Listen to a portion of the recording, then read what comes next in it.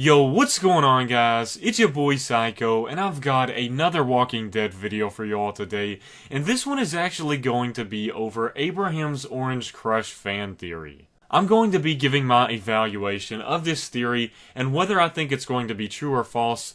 And to start right off the bat, I just want to explain this theory for the people that aren't in the loop on this and haven't heard of it yet. However, to do so, I will have to use a comic book spoiler, but it is a spoiler only for the comics because it has already been remixed in the TV show, so the only thing that can be spoiled is the comics if you're worrying about that, so that's just a heads up right there, but I'm going to get right into it. As we know in the comics, Abraham's time is already past and he's already a dead man. He is the one that took Denise's death in the show with Dwight's arrow through the eye. Now, the reason this is important to the Orange Crush theory is because we saw a lot of emphasis on Denise trying to get Pop for Tara, and then she finally finds that Orange Crush in the cooler. Now, out of all of the Pops that she could have found, she finds an Orange Crush. And a lot of people, I'm going to just straight up admit, this is a far out theory, and in my opinion, I'm not really feeling it, but it was kind of intelligent for that person to come up with this theory and correlate it back to Abraham. The significance of the Orange Crush is we all know Abraham has orange hair, and what Negan is going to do with Lucille is crush in a person's head, therefore representing Orange Crush as Abraham's head full of orange hair being crushed by Negan and Lucille. Now, this part alone seems a little ridiculous and way far out there. There was a little relevancy that the fans found to add to this theory, and that point is the idea of that Orange Crush being found at the time of Abraham's death in the comics. Now, although this idea seems a little coincidental, it is kind of a good point, but like I said, in my opinion, it's just one of those things that even if it did come true as a theory, you honestly wouldn't be able to tell if that was intended on purpose unless the producers just came out and said that they did it on purpose, and even then they could be lying just to make it seem like they really thought into this. In my opinion, I just don't think that the idea of the possibility of a soda brand being found by Denise therefore predicts who's going to die by Negan. It just seems too small to be one of those hints.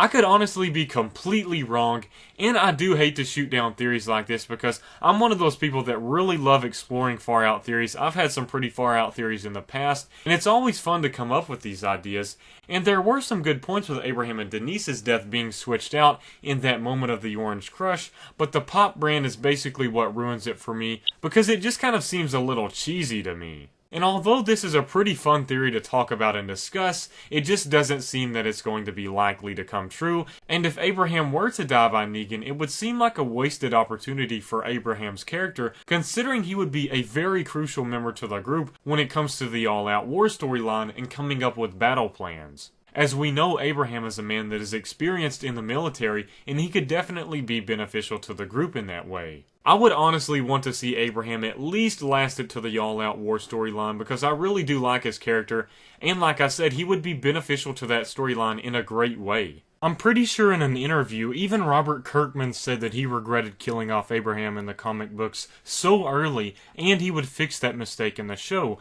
So it wouldn't really make sense that he would say that in the article, and then one episode later, after his death in the comics, he dies on the show. So that just doesn't seem like it would make sense from a writer point of view if you are trying to improve a character and keep him alive longer, considering he is such a loved character from the fans. In addition, I feel that at this point, a lot of us fans are really trying to find anything we can come up with on the possibilities of who actually died by Negan, and this is partly due to the fact that Robert Kirkman did say there are some hints that could lead us to find out who died by Negan. I believe that some of us are reaching out a little far here, and will continue to reach out far just because we want to know who died, and we're trying to find any way that we can to discover this. Even though I don't agree with this theory, it's something where I don't believe in shooting down creativity. I encourage theories, even if they are crazy, because some of these theories do take a lot of thinking, and even though this is kind of a crazy connection, that person did have to be a pretty intelligent individual to come up with that connection.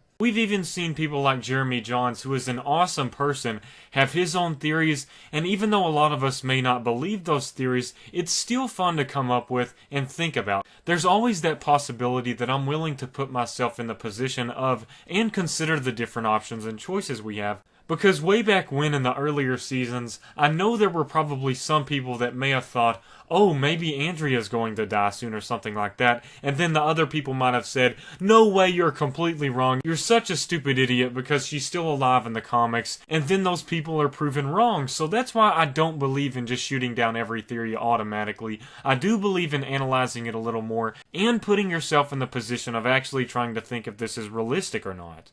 This is just my evaluation of this theory. However, I would like to see what you all think down in the comments below. Do you think it's a wild theory and it's just too far out there like I do? Or do you actually think it does have some relevancy?